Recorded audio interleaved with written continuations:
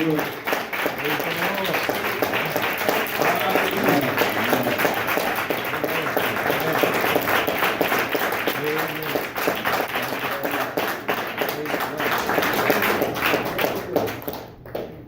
my first question is, how do you take that back if it's not good?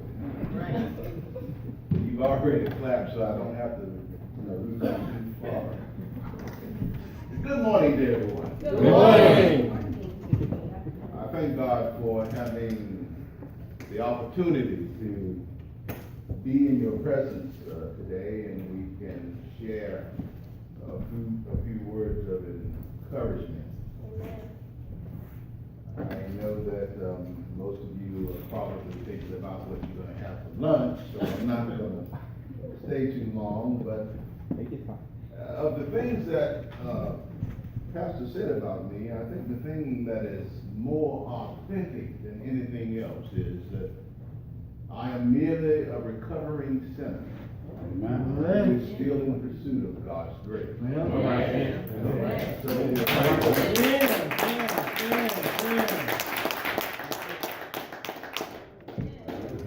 We're still in the process of becoming what it is that God wants us to be. Yes. And every day that we learn a little bit more, then we come up a little bit higher. The thing about being human is that even though you come up a little bit higher, then every now and again you'll also retrogress.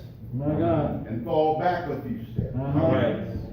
Now, I'm not saying anything about all of you, probably over half of the congregation that's never done anything wrong. So, I appreciate it. Come on there, Doc. I like being around you guys, I really do. But my reality Come on, is Doc. Talk about it. that I need the Lord. Yeah, Lord. That's number one. He's a fix. That's it. That's number one. Hallelujah. And Yes, sir. without him, you are capable of anything. That's right. That's right. Come on, Doc. Talk about it. Without God, we will do anything. Yeah. That's To That's right. ourselves That's and right. to others. You talking now? That's right. And so because we have and respect and know God, then at least that quiet little still voice Well, will say to us when we get out of line, you know that's wrong. And we may push our way over it, but at least we'll know. Yeah. That's right. And that still voice is in all of us. The question is whether or not your level of awareness is high enough That's right. Jesus. that you will hear it when it comes. All right. I was about to do something a few weeks ago, and I was questioning, whether I should do it or not. And I said, I know I wasn't going to rob a bank. Let's get something. And I was going to go talk to this person about it. And this is just about awareness. And I said, well, I heard that little voice said, well, you may want to think about this. And I pushed a little bit beyond that voice. And so I got to the place where I needed to go. And I was getting ready to go in and see the person. Then I had these pictures on the screen of my phone that I needed to show the person first. And then I had my phone plugged up all the way over there. Then when I got out of the car and went into the office, and then I turned on, I went to scan through the pictures, and then the phone just blacked out. It would not work. Oh, my. Now, a few years back, I would have plugged that phone up and went on to that office and did what I needed to do. But I was aware enough to know that that was also a message to me and answer the question that I was trying to answer all the way there. And then when I did not go through with it, then my present mind said to me that you knew you shouldn't do that to begin with. Lord have mercy. So the point is, how many times did that little voice come to you and you pushed over it without regard to knowing that that is one of the ways that God speaks to us?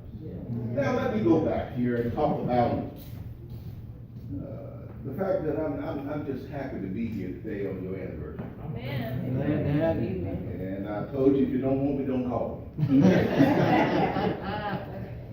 And if you call me, I'm gonna try to show up. Yes, Oh, sir. that's all right. You show up.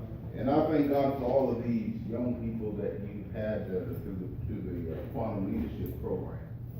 Yes, Lord. Young children need that. Yes. Amen. They need a way of connecting with themselves. That's right. Do you know how many people, both young and old, are disconnected from That's right. themselves? Oh, yeah. It's one thing to be estranged from God. Huh? It's another thing to be estranged from your own self. Yes, sir. Come on. For when we do the things that we do and we know that it is against our own best Ah. interest, then you are estranged from yourself. That's Yes, right, sir. that's right. You're talking. And so, well, let me. That's all right. You go ahead. Work it the way you want. Let me go to St. John's 13 and the 31st verse. Start there and go to the 34th.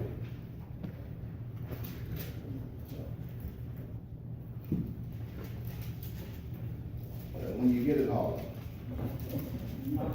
Amen. Amen.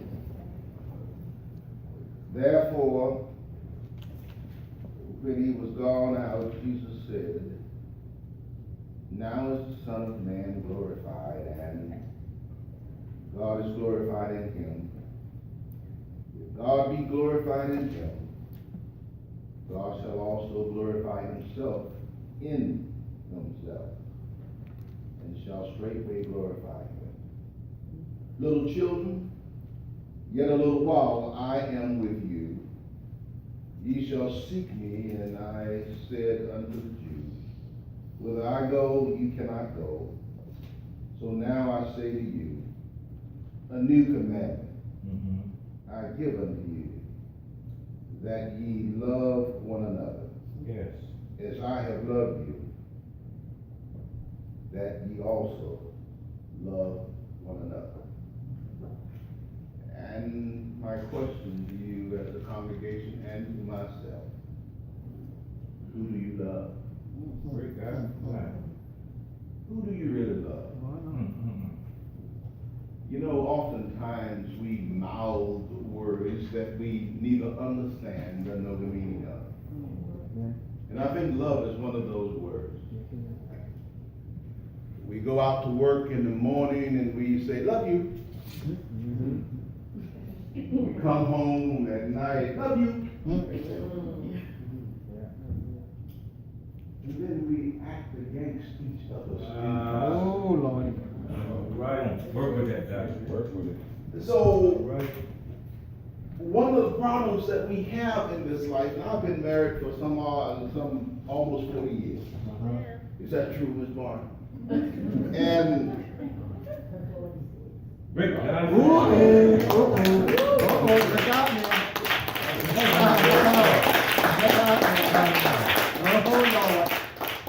let us pray. Work it out. But we say these words and we don't quite know what they mean. Because we work against each other's interest. Because of our own selfishness. But we are steady, always mouthing the words that we know not what it means. No. For without love, we can't even please God. That's it. And we work in a relationship where we say these words day after day. We say it to our children, we say it to our spouses, and your spouse may have a tooth missing because she lost it the day before, and we'll say love you, and we still don't know she's got a tooth. Great God. Well, Because love is more than just a word that we say. That's right. From the time that you were born, you are seeking to be loved all the days of your life. First, when you're in your mother's womb, you're seeking to cling to that mother, and you get nourishment from the mother. And then when you're born, a little baby will cling to its mother and drink the milk and is looking for that mother to take care of them. And they're almost a part of who the mother is. And so it is impossible to say that you love your child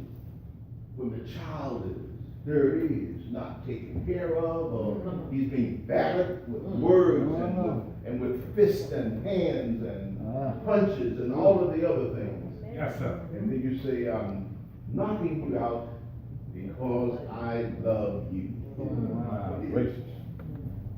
Let me ask you this first. If you would do that to a child, what if your husband came home or your wife came home and told you, I'm knocking you out because I love you? Wow. From the day that you're born, we're seeking to be in union with someone else. That's terrible. The baby with his mother.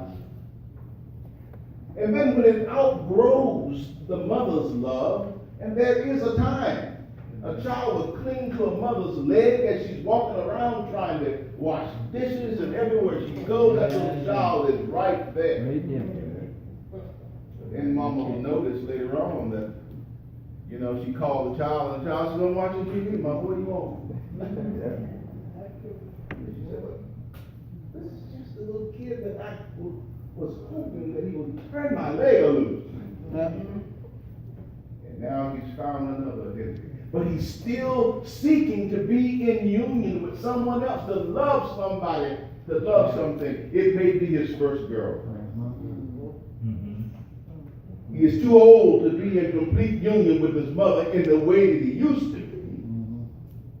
And now that child is looking for union with someone else. Oh, Lord. Then he finds this young lady, and they are talking to one another, and they're getting close to one another, and then sooner or later, that child decides that it is going to get married because they want to be in closer union and fusion with someone else. Most of the time, we can't attain the fusion that we want to attain because we don't know what love means. Who do you really love? It is difficult to love anyone, and I know that this is not the sermon that you probably were looking for. This is the one that you need. All right. What you preach? It is difficult to love someone if you don't have a deep care and concern for that person. No, no. That's right. You see, to say that you love someone and you never bring your money home, No. and to say that you love someone and you spend all your money on yourself, to say that you love someone and you don't do the things that a loving person would do, then it is, oh Lord. Talk with it, talk. Nothing more than tinkling cymbals and sounding brass. No. It's just a sound Making noise. that you hear. Mhm. So where is this deep care and concern? You cannot have love without respect. That's right, man. Come on, work with that. If I don't respect you, I cannot love you. I can say that word. But do I really know what it means to respect another person? Respect them in a way that you see them for who they are, That's right. and not just who you want them to be.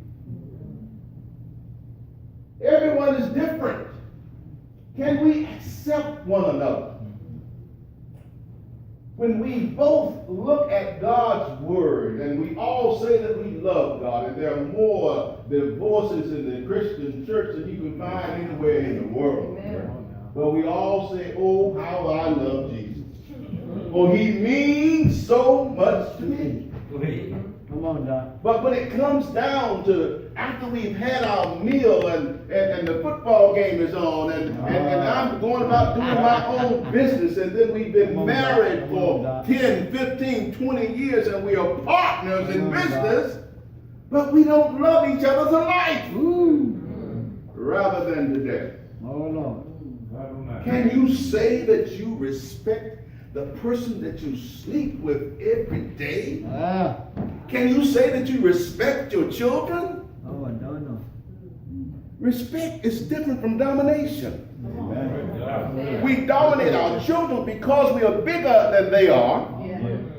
We respect them when we try to understand who they are.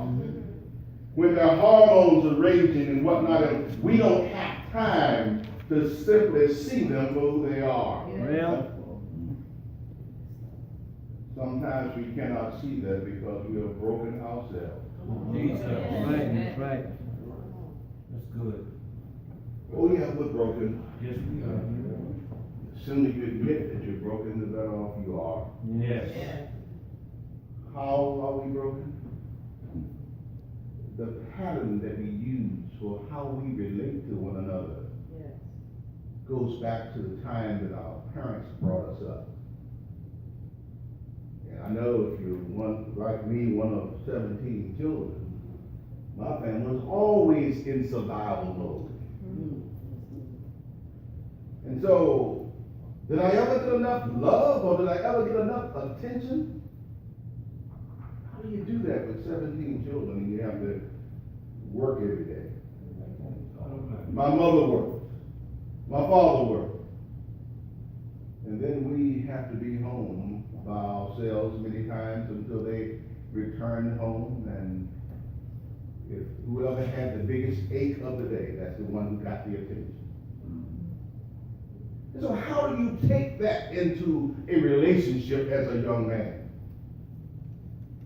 What lessons did you learn other than survival techniques?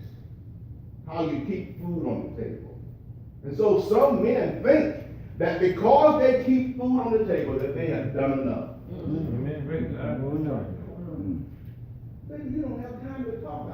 Look, I'm working. I keep food on the table. The kids are in school. I have to put clothes on their back, and you want me to have time to talk to you too? Oh, Lord. Come on now. Stay right there. Survival. no. See, I was taught as a child that you take care of your family. Put food on the table. Work hard. They didn't give me any communication skills. They didn't even tell me that a woman even needs you to talk to her. Jesus. They certainly taught me how to work. Wow. Taught me how to put some beans on the table. Yeah. Yeah. Every now and again, a slab of meat. Uh-huh. And so we come into these relationships thinking that pleasure is love. Lord have mercy. Turn around and somebody throw something. Hit me in the back if you want to. Go ahead, God. Work with it. It's good. It's good. You working with it. A new commandment that I give unto you, that you love one another. But how can you love one another if you don't know what it is? That's right. Jesus. Because the model that you're using came from your mama and your daddy. And all they did was the best that they could. And we study everything. We study science and technology. We study math and we study all kinds of things. But when it comes down to understanding what love is, nobody studies anything. My God. But there is a theory and there's a practice. And you cannot have it without a deep care and concern. I'm saying a deep care and concern for that other person. And then you have to have respect. You see, many of us, probably most of us in this room, are either separated or divorced.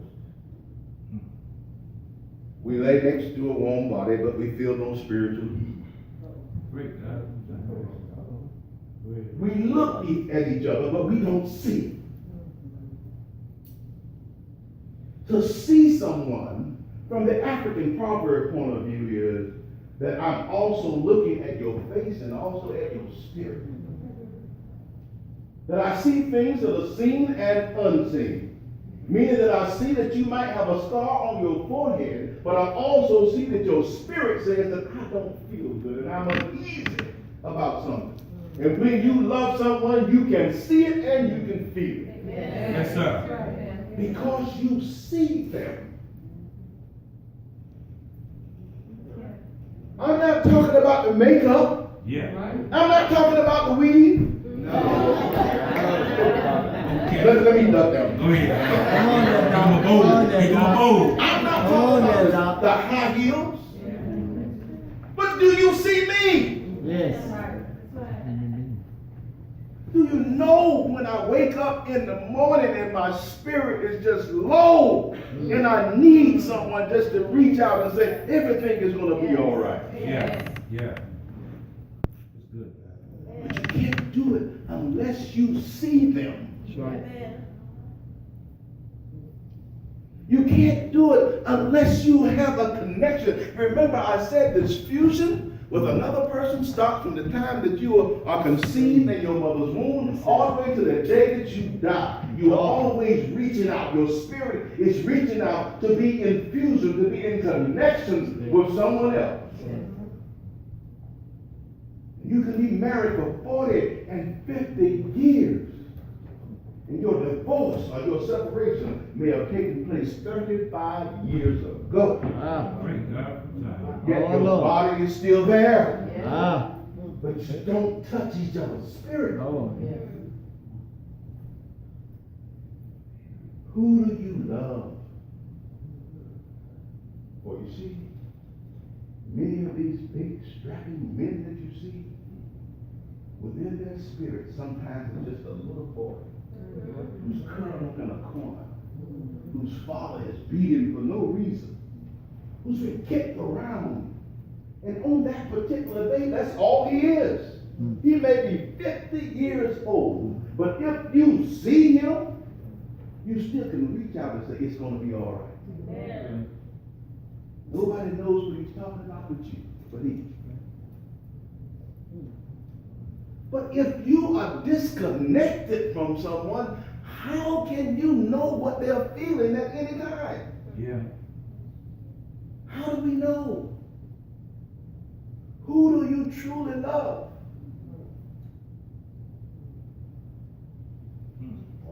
A new commandment I give unto you,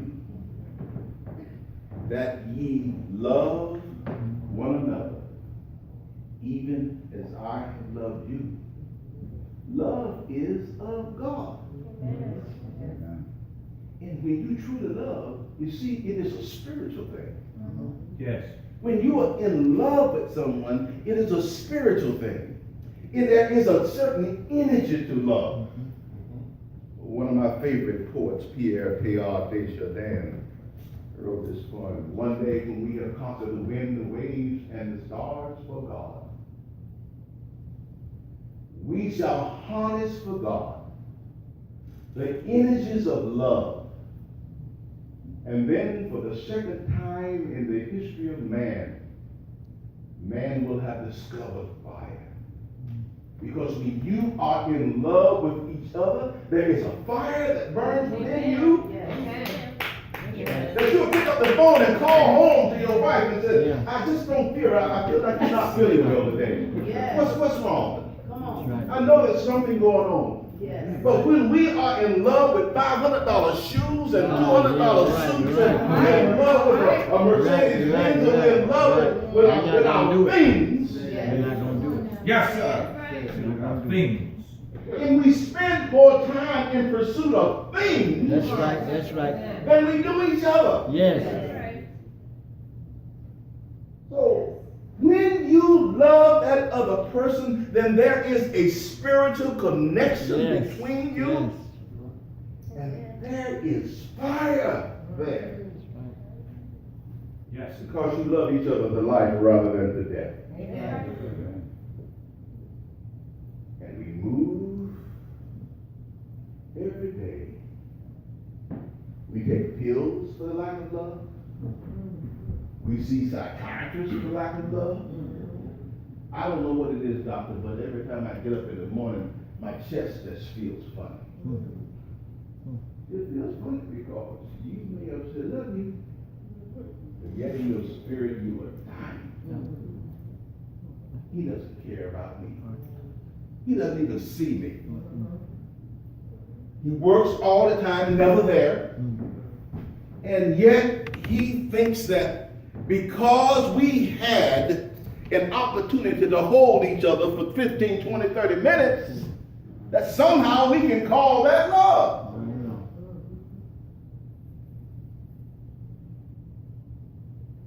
Love is more, it is deeper, it is richer.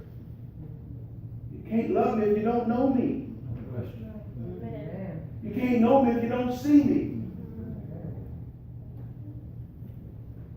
When it relates to our children, the sadness is this, that much of how we treat our children has more to do with how we feel about ourselves than anything that they did. We scream at them because we've been screamed at. We scream at them because we are dissatisfied. We scream at them because we don't have time because I am tired. And so we holler and scream as if we're giving them some instructions, and we say that kid is just terrible. He just doesn't ever do anything right. That's because you don't see him. That's right. Because when you see him, there's a spiritual connection. You see, it doesn't matter how young a child is. If you respect that child, then when the child raises a question to you, then that child deserves to be talked to and answered. That's right. Shut up and do what I told you because I said so. That's domination. Yep. He's going to respect me. Oh, really? You can have no respect without some kind of bartering between the two of you, some kind of discussion, because the child comes to respect you based upon how he feels about you and how he loves you because of the way you treat him, not because you have a bigger stick. So simply because you beat your child into submission doesn't mean that your child respects you. He's just been broken like you have been broken. And many times that's why we break our children, because we have been broken ourselves. That's right. That's right. That's right. Good, God. Oh, Lord have mercy. Work with it, Doc. Who do you love? Let me tell you what one of the biggest barriers to love is. It is unfamiliar. Have you ever done anything that's unfamiliar to you and you feel a little bit embarrassed about it? I had a man tell me one time, every time we go out, my wife wants to hold my hand. What do you want to do that for? Walking in public. You see, because when he came up as a child, there wasn't no touching. And if you're a man, you must be gay. And so therefore, why does he want to walk down the street holding my hand? The reason that we don't love is because of the barriers. We don't feel comfortable. They didn't do it in my household when I was a child. All I know is my father fussed at my mother all the time. And so therefore, when you come up and somebody walks up and try to put their arm up, my skin is crawling. But if you are going to see the other person, then you have to get outside of your comfort zone and fuse yourself together in the way that you become one. And yet the paradox here is that in order to love, you have to become one, but yet you're still two. That's right. So when you fuse yourself together in mind and body and spirit, then you feel one another's care. But at the same time, when you love, the best way to let someone know that you love them is to open your hands and let them go. That's right. And men who have been broken as children, have been abandoned as children, as soon as their wife goes to the store, they're on the phone and say, baby, did you get there? It's not about the wife. It's about the abandonment that person felt as a child. But we don't spend the time to understand. I remember the day that I found out I knew things about myself that I didn't even want you to know.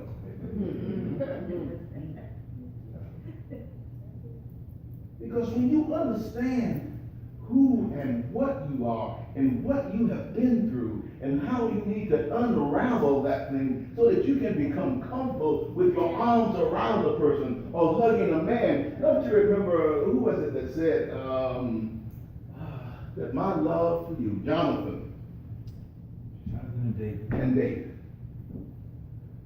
When someone first read that in the congregation, that passage that says, my love for you is greater than the love of a woman, I said to myself, there's a dead cat on the line.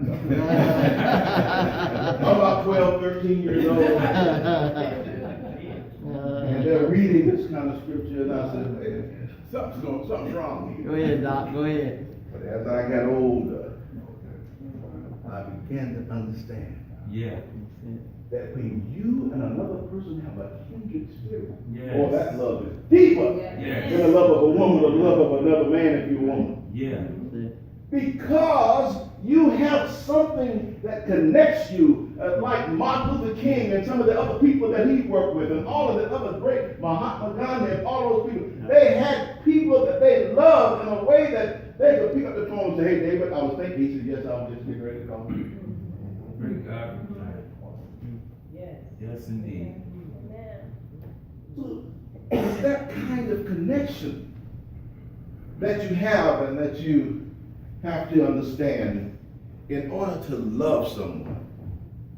So when we deal with our children, remember, how you treat them has more to say about you than it does about them. And you know what children are for? One of the greatest purpose for having children, they help us perfect our own humanity. That is to say, that when you start to holler as a child, and you stop yourself, it gives you an opportunity to get over the fact that you still have not grown out of the fact as to how your parents treated you. Wow. That's deep. And then when you think about it, they give you an opportunity to say, that's not right. That child didn't do anything to me. That child, your children love you. They're always looking for opportunities to love us deeper. The question is, can we stand it? That's right. They love us. But we do, you spare the rod, you spoil the child.